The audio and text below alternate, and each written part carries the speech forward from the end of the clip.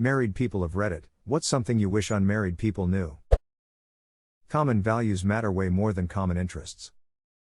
This is a really great way to say this. Just think of any interest you have, you attain that interest over time. You and your partner will each take on some of the other's interests over time, and some will stay your own, and you'll find others at the intersection of your interest neither of you might have tried alone. Relationship where GF and I liked all the same shit, didn't have same values, fought constantly. Relationship where GF and I liked none of the same shit, had 90% similar values? Best conversations ever, showed each other cool stuff, found new amazing things neither of us would have thought of alone. The wedding is just one day and does not fix any issues. It goes back to the exact same relationship afterwards. And if you're lucky, that's a good thing. It's okay to use 2 blankets. No one likes to wake up with cold-ass cheeks because your spouse stole the blanket. This was a game changer for us. We're both cold creatures but we both also like our space in bed. We'll cuddle for a few minutes then separate to our respective sides of the bed to actually sleep. We each have our own duvet and it works out perfectly. I heat up so quickly, my wife describes me as a furnace. I want that physical contact at the end of the day, but there's no way I could fall asleep spooning her. I usually end up sticking one leg outside of the blanket to act as a radiator while spooning. Sometimes I expose some of my back too. But then you both roll over and she complains. Why is your back so cold? I love it. You gave her the cold shoulder. Compromise is not a sign of weakness. It is done out of respect for your spouse.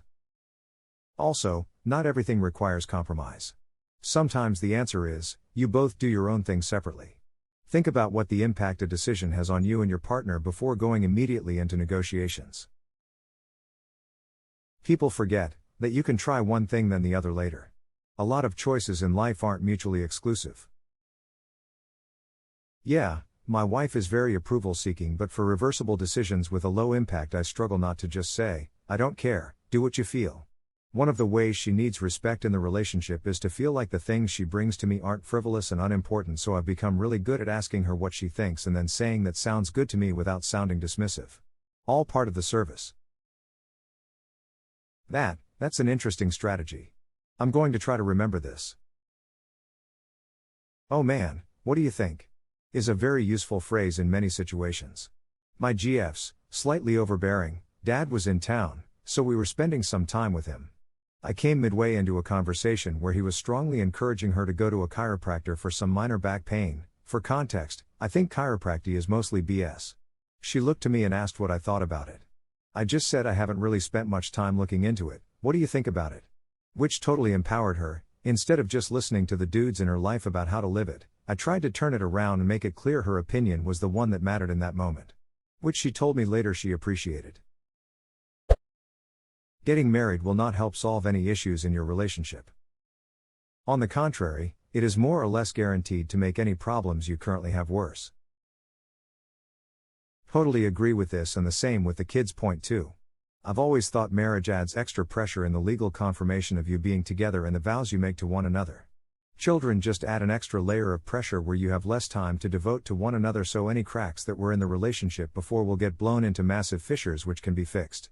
However, if the relationship needed saving before the kids, it is not going to last when that kids comes along, I don't think. Pretty well written. My wife and I had minor problems that could all be managed by just chatting and hanging out together. We made each other happy enough just by being together that the minor stuff wouldn't even be an issue, so when we had a kid, which has been largely awesome, and our time together got turned into time for our daughter, we started to fight a lot more. Make time for mom and dad dates without the kids for the good of you both. You need some time to just hang out and love each other. Preach. As you said, kids are largely awesome, but damn they can create some friction between parents. Had similar experience with kid wife. It's not you versus spouse. It's you and spouse versus problem. That not teaming up thing is often the root cause of divorce. Exactly what I told my ex, we stopped being a team and everything went downhill. I think I spent 7 years trying to build a team with someone who considered me a subordinate. Lol, I am now dating a teammate. We rock. I'm 6 years in and I have said the teammate thing since day one. Still no team, only looked at as a subordinate just like you. Misery is an understatement for me. If we didn't have kids, I would be gone. I just wish I had the balls to leave, but with the thought of spending, at best, only half the time with my kids is basically a deal breaker for me. I left her a month before our wedding. I lost tens of thousands of dollars with her, maybe even six figures if you add it all up. The thing I learned the most is that only you can save you from a bad relationship. Absolutely nobody else is going to show up and do it for you.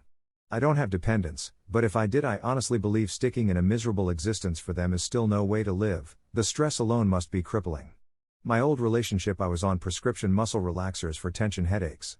Stress kills. Spending time with my wife is neither a burden or a chore. She was my best friend before we even started dating. Of course I enjoy hanging out with her. Dude, yes. I wouldn't have married my husband if I didn't enjoy spending time with him. WTF. Hate when my coworkers sit around shit talking their spouses and I'm just there like, cool, y'all sound toxic. I actually like my husband and look forward to chilling with him every day. I have to agree. A lot of my friends were like, thank goodness my husband works BC, I couldn't be home with him all through the pandemic. But I feel like my husband and I spend more time together than most and I always look forward to it. My BF and I being stuck together for the initial lockdown was great. We had so much fun, we WFH in different jobs most days and I love having him around all the time. My fianc and I both WFH and it's my favorite thing. I love cooking and my job is very flexible, so I make us fun lunches and we take midday walks on a nearby trail most days. We were friends for over 15 years before getting together in our mid-30s. Now, he's truly my best friend and the person I enjoy spending time with the most. I just don't understand people who don't actually like their partner. This sounds like my wife and I. I've been WFH for the last 10 years. Since COVID she was full-time WFH, then 3 days plus 2 in office, now 4 days plus 1 in office. It's great having her home. Thankfully my schedule isn't as rigid as hers, so I usually make lunch and coffees and such. A gracious, heartfelt apology goes a long way. Adding on to this, make sure to be accepting of heartfelt apologies as well. Grudges are never good in relationships. Learn to forgive your partner, especially when they've gone to the effort of apologizing and trying to be better. Adding more to that, when someone admits they're wrong, do not rub it in their face. That's exactly why no one will admit they're wrong. Pride destroys everything. You don't have to argue or fight. You're different people and it's okay to not agree on everything. It would be weird if you did. I see a lot of people fighting because they're always trying to get the other person to come around to their point of view. Accept that you're different and have fun together. In addition to loving each other, you should like each other. Edit, seriously amazed by how this is blown up. I've actually made these same points at other times on different subreddits and it hasn't always been so positively received. Thank you. Saying let me ask my wife doesn't mean him asking permission. We're a team, we make decisions together. Also, if it's about going to or doing something, I'm really forgetful and want to make sure we haven't already made plans. Getting married is easy. Staying married is hard. Get help if things seem too hard. My wife and I both carried a lot of childhood trauma into our marriage. A counselor helped us both understand that and gave us tools to handle it. We would have divorced without the help. Yes. Also, your wedding is just the first day of your marriage. If some people put the same effort into their marriage as their wedding, we'd have a lot more happy couples. Love is a choice. Once you choose to commit to your partner, choose to keep loving them. Choose to respond with love and compassion. Choose to put them first, and vice versa. There are definitely exceptions to this, like abuse and cheating. If you go into marriage with a self-centered focus and telling yourself you can leave if things get hard, then you will. Marriage isn't transactional, where if they don't meet your needs 100% then you should leave. Marriage really should be a partnership where you are both trying your best and recognizing that what your best is will vary based on your circumstances. A great visualization of this is a garden. Love is the garden. You buy a house with a really great garden. You promise to tend to that garden for all your days. Fast forward a few years, you're busy with work and kids, you've been sick a lot, you're stressed, you sprained your ankle recently, etc. Point is, you have lots of excuses for why you haven't been out to fertilize the garden, reseed the annuals, aerate the soil, water and to weed the beds, treat for pests, etc. You're just too busy. Too tired. Can't be bothered. Surprise. The garden is looking pretty sad. Doesn't smell nice anymore, doesn't even look nice. Guess what? On your morning walk you see some really nice looking and smelling gardens. Should you sell the house and get one with a nicer garden? Sure, why not? You deserve it. You work hard. You only live once. Boom. Cycle of relationship failures has begun. In your wake, you'll leave a trail of ruined gardens.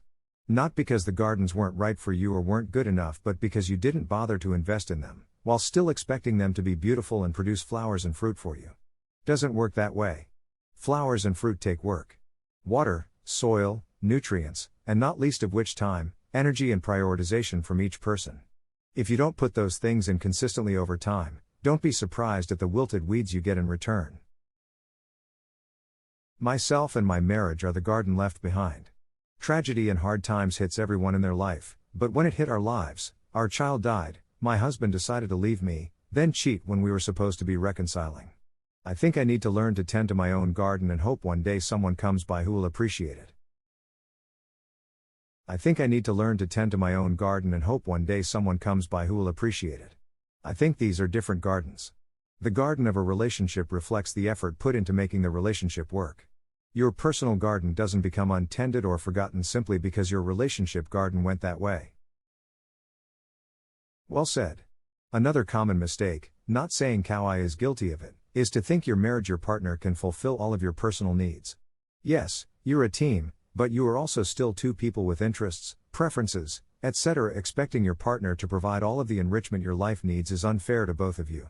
So it's important to maintain friendships, activities, etc. Obviously that gets harder if you have kids and other obligations, but in the long run I believe it helps keep the rest of your life balanced. What I like about this analogy. It's like your marriage garden has 3 sections in it. Your own, your partner's and your shared garden. To make a marriage flourish all 3 need to thrive.